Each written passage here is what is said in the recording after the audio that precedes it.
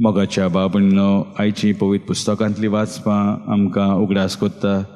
देवाचे उतर आमी आयकूंक नियाळूंक आनी आमच्या वेव्हारान घालूंक आनी आमी अशें कोत्तले जाल्यार सुपुल्ल्या भुरग्या सारके आमचे काळीज जावंक जाय.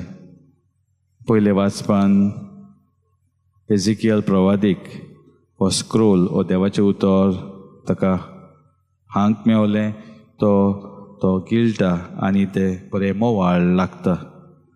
आमचे जिवितांत आमी आमचे काळीज मोन देवाचे उतर आयकूंक ते नियाळूंक आनी मागीर आमच्या वेव्हारान घालूंक जाय. वय देवाचें उतर मोवाळ आनी गोड आसता, पूण जेन्ना आमकां आमचेंच कितें करूंक जाय वो आमचे भाशेनूच आमकां जिवंक जाय देवाक पयस धरून, तेन्ना आमकां तें देवाचें उतर मातशें अवघड लागता आमचे वेव्हारान घालूंक.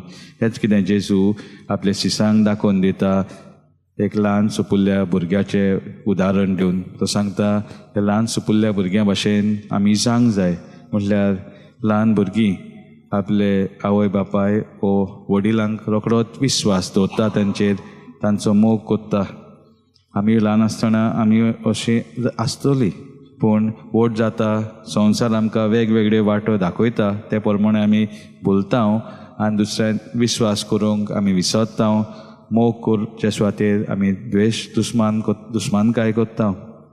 पूण ल्हान भुरगीं जेन्ना ती बारबोर खेळटा केन्ना केन्ना ती तेंचे मोदें झगडटा, पूण रोखडीच ती एक जाता.